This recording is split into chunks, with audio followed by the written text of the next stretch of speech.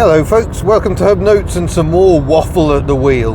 I thought you might be interested to know how my day went yesterday. There was a lot going on. So first of all, got up in the morning, went and test drove that Rover Tomcat CVT. I went and met the chap at 10 o'clock in the morning, went and drove the car, filmed the car, edited the video, uploaded. That was all done by 2 o'clock in the afternoon. All done. Probably closer to 1. I was on a real flyer and I was just like, this is good, because I knew there was DIY to do. There's a couple of things. We got an electrical socket, the switches had gone on it, and sorry, I'm having to wash the windscreen. And we had a plumbing issue. The mixer tap in the kitchen, the hot water had pretty much gone to a complete dribble. Plenty of cold water pressure, but no hot. So the first challenge to investigate that, well, first of all, I tried turning off the hot supply and couldn't really do that. So I thought, well, I'll shut off the cold and then I can dismantle the cold, because of the angle the tap's at, it will be easier to see what's going on the cold side. So I did that. I've never dismantled the tap before, but it's all pretty logical stuff. And it's all on YouTube, isn't it? Tutorials everywhere. So I got that done with dim probs, as they say in Wales, and that was good. And I thought, okay, well, now I know how it comes apart. I need to do that again on the hot side, but I couldn't see under the sink any way of isolating the hot tap. So went to the good old airing cupboard, dug everything out of the airing cupboard, and believe me, it's a lot. And there I could see an isolator valve for the hot water. I was like, brilliant, that's exactly what I need. So I went to try and move it. Absolutely seized solid. But I got the screwdriver on it, and I got it moving just a little bit, and I was like, okay, well, this is promising. Maybe we can get some action going on here. Sorry, I just got to clear this Nissan L Grand. I think I may have to come into this lane. There's people merging. Yeah, so it just seized, but then I hadn't realised that it seized in a slightly more shut position than before I'd started doing this job. So eventually I have to stop work. I've got my electrical socket changed. That's all good.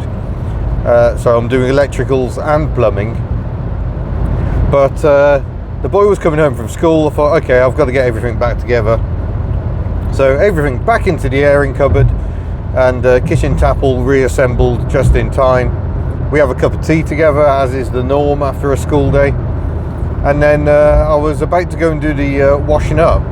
Remembered, of course, my kitchen tap doesn't work. I thought, well, I'll go and fill a pot in the bathroom, and I can just transfer the hot water to the sink. Thinking that doing the washing up in the bath was a step too far. So I go and I turn on the hot tap, and barely anything comes out of it. And I'm like, oh, this is not good. Because what this now means is that I've destroyed the hot water system, and I'm going away. At the moment I'm driving to, why do I keep thinking I'm going to Yeovil? I'm not. I'm going to Sixpenny Handley, the home of 6D diesels, where we're leaving Bella for some work. So there'll be more on that in future, hopefully.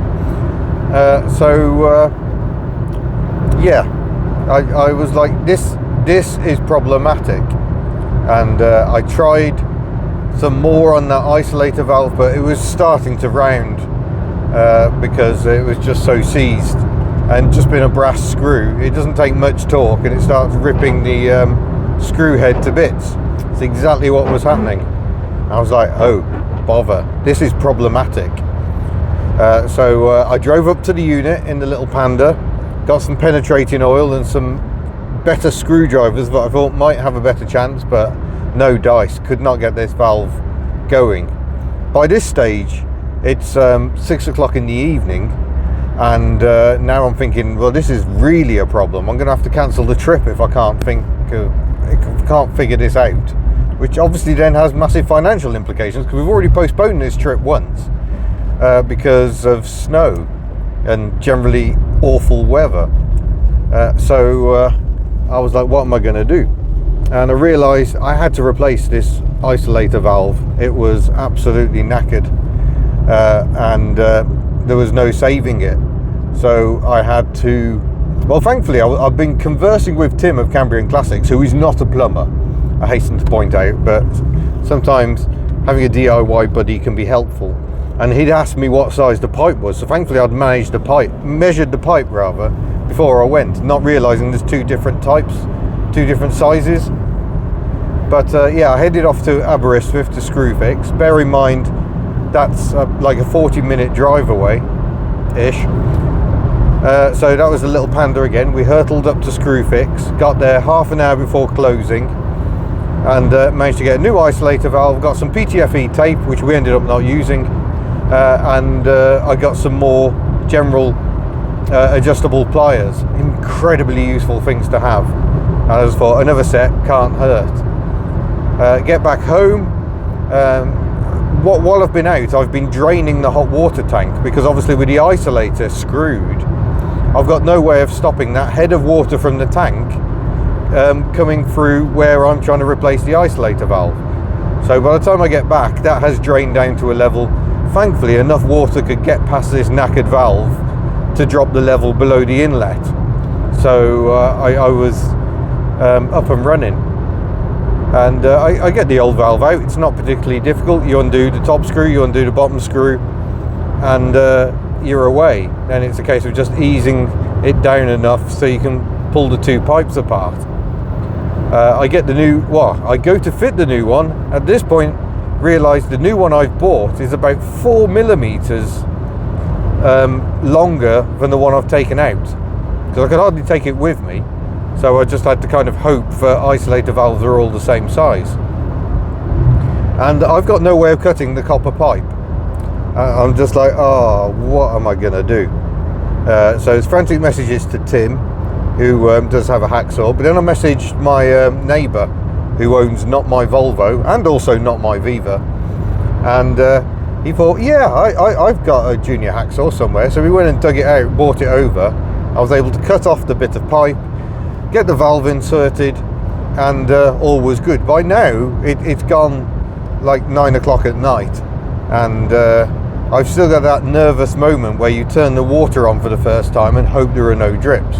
There were drips, but it was just that I hadn't tightened the nut sufficiently to squeeze the olives, which is like a little copper band. So what happens is you tighten it up and it squeezes this copper and it makes a waterproof seal. And I just hadn't done it up enough, thankfully. So with that done, I could then reinstate our hot water system. I've still got to replace the broken kitchen tap, which was the whole point of this. But oddly, now this isolator valve allows more through flow.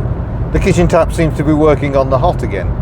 So that's good. Whether there was just a bit of cloggage and the better pressure has helped clear it out, I don't know what's going on. But for now at least, we seem to have a hot water system that actually works. But my days, it was the most stressful day ever, I think, thinking I've just ruined the hot water system and I'm meant to be going away. I can't go away and leave them with no hot water. That's just not feasible, you know, for washing, for bathing.